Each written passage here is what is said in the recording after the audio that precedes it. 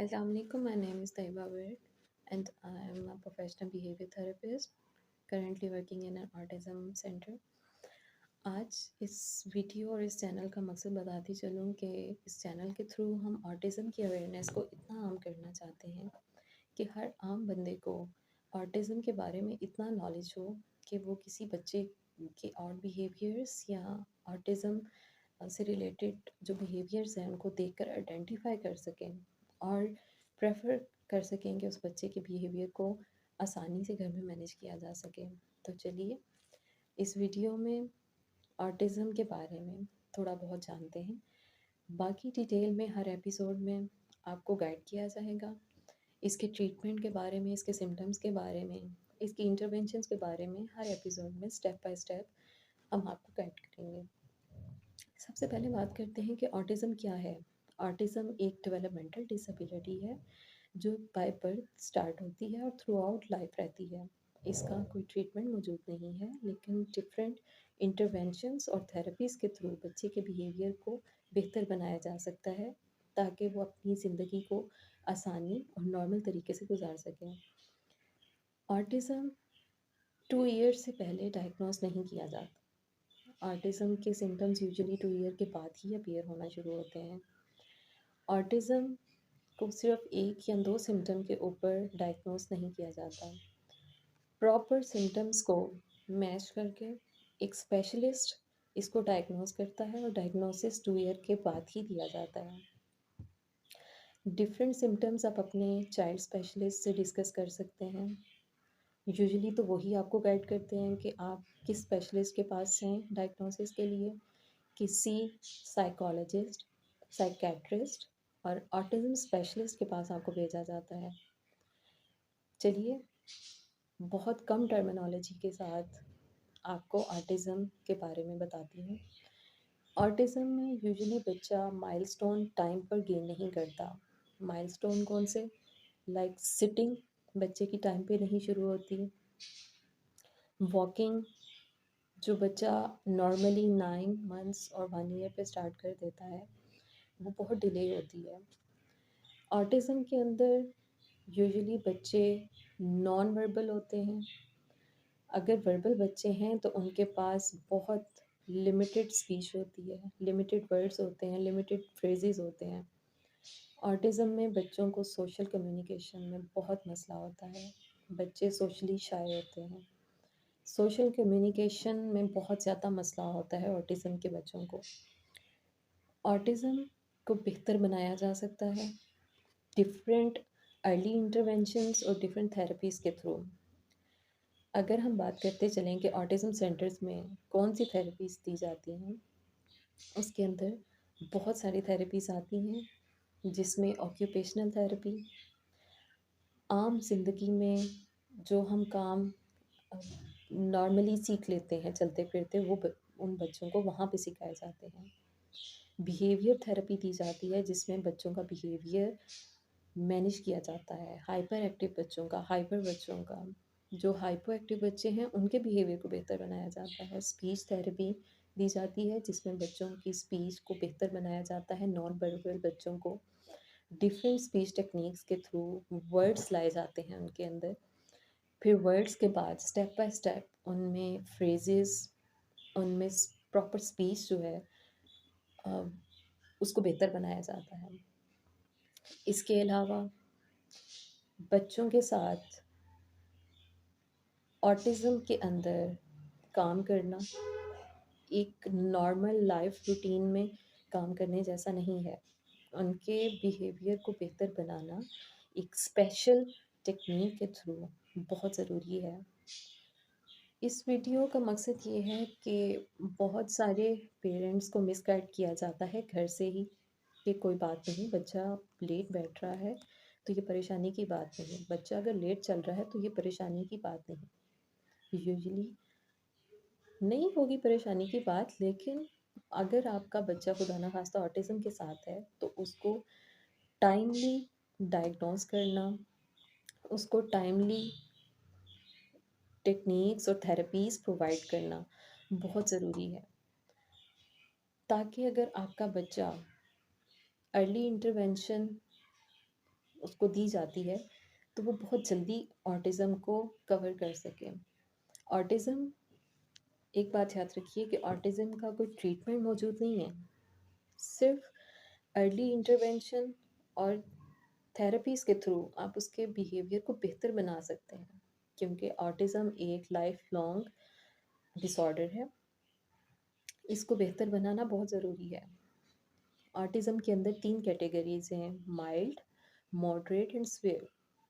अगर खुदा ना खास्ता आपका बच्चा मॉडरेट में फ़ॉल करता है और उसको आप प्रॉपर टेक्निक्स और थेरेपीज़ प्रोवाइड नहीं कर रहे, तो वो सीवियर की तरफ भी जा सकता है। लेकिन अगर आप कंसिस्टेंट रहते हैं और उसको प्रॉपर टेक्निक्स, उसको थेरेपीज़ प्रोवाइड कर रहे हैं, तो वो माइल्ड से बाहर भी आ सकता है, मॉडरेट से माइल्ड में, और माइल्ड से ऑटिज़म से भी बाहर आ सकता है। ऑटिज़म लाइफ लॉन्ग उसके साथ रहेगा तो सही, लेकिन उसका बिहेवियर इतना बेहतर हो जाएगा कि देखने वाले को नहीं महसूस होगा कि इस बच्चे को कोई स्पेशल नीड के साथ है ये बच्चा।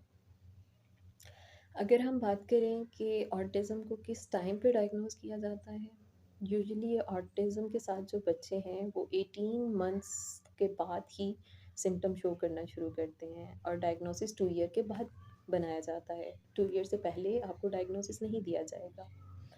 इसके अलावा ऑटिज़म के अंदर बच्चे न्यू स्किल्स गेन करते हैं बाय 2 ईयर और 3 ईयर।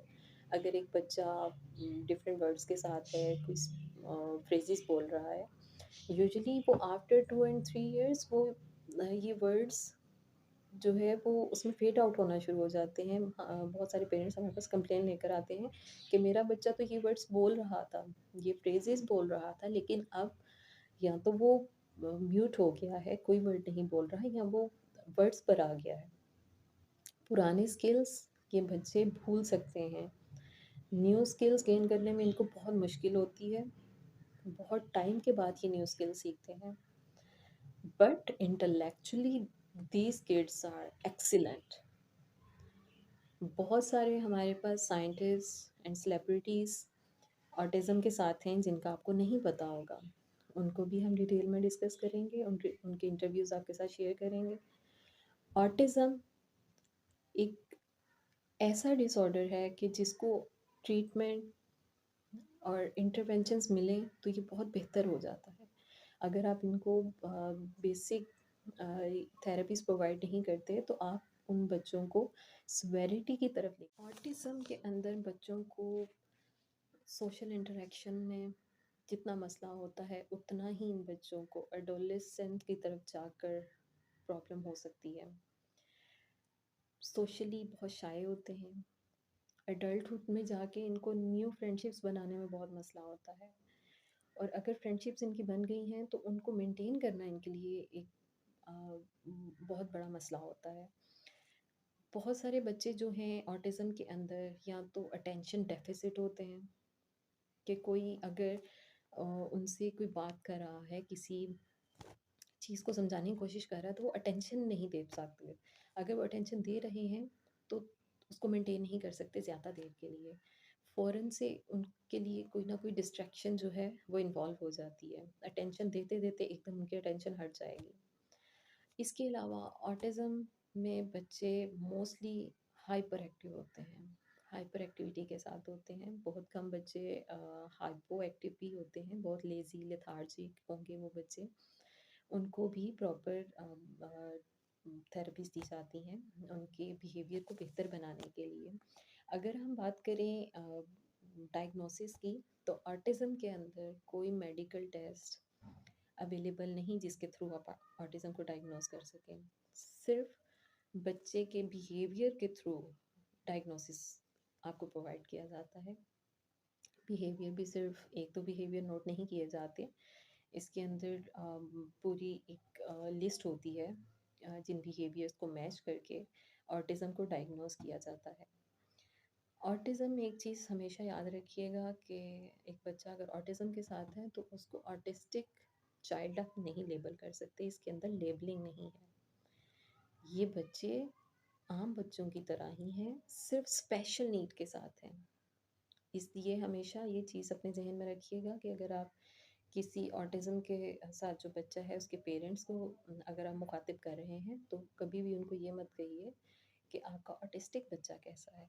उनसे ये पूछिए कि आपका बच्चा जिसको ऑटिज़्म का मसला था या वो ऑटिज़्म के साथ है, वो कैसा जा रहा है। ये एक एथिकल चीज़ है जो मैं आपको बता रही हूँ। अगर हम बात करते हैं कि ऐसे कौन से रिस्क फैक्टर हैं जो कि ऑटिज़्म कॉज़ करने में जिनका ज़्यादा हाथ है, तो उसमें एनवायरमेंटल, बायोलॉजिकल और जेनेटिक फैक्टर्स आते हैं। एनवायरमेंटल फैक्टर से मुराद है कि आप किसी अनहेल्दी एनवायरनमेंट में रहते हैं, जहाँ स्ट्रेस बहुत ज़्यादा है, एंग्ज़ायटी कॉज़ करता है आपको। वो माहौल बहुत बड़ा रोल प्ले करता है ऑटिज़्म कॉज़ करने में। एक प्रेग्नेंट वुमेन अगर किसी अनहेल्दी एनवायरनमेंट में रहती हैं, जहाँ पे उनको हर टाइम स्ट्रेस दिया जा रहा है, उस एनवायरनमेंट में उनको कोई डिप्रेशन है, तो वो एक बहुत बड़ा फैक्टर होगा। उसके अलावा बायोलॉजिकल बहुत सारे फैक्टर्स हैं। आप किसी ऐसी डिज़ीज़ के साथ हैं अगर मदर, लाइक अगर वो डायबिटीज़ के साथ है या वो ऑलरेडी किसी एडीएचडी या किसी भी ऐसी बीमारी के साथ हैं, तो उनको बहुत सारे चांसेस हैं ऑटिज़्म आगे एक बच्चे के अंदर मुंतकिल करने में। इसके अलावा जेनेटिक कॉज़ एक बहुत बड़ी कॉज़ है। उस फैमिली में अगर डाउन सिंड्रोम रन करता है, कोई पेरेंट या ग्रैंड पेरेंट डिप्रेशन, एंग्ज़ायटी के साथ हैं, तो ऐसे बच्चों में बहुत ज़्यादा चांसेस हैं ऑटिज़्म के। तो इन फैक्टर्स को भी हम एक एपिसोड में बहुत डिटेल के साथ डिस्कस करेंगे। हमारे साथ मिलकर ऑटिज़्म की कैंपेन को आम कीजिए ताकि हर किसी को इसकी अवेयरनेस मिले, बच्चों को ऑटिज़्म से बचाया जा सके, अगर बच्चे ऑटिज़्म के साथ हैं तो उनको बेहतर बनाया जा सके। ऑटिज़्म के बारे में मज़ीद जानेंगे, मज़ीद अवेयरनेस फैलाएँगे अपने अगले एपिसोड्स में, और इस इन्फॉर्मेशन को जानने के लिए इस चैनल को सब्सक्राइब करें और ज़्यादा से ज़्यादा शेयर करें। Thank you.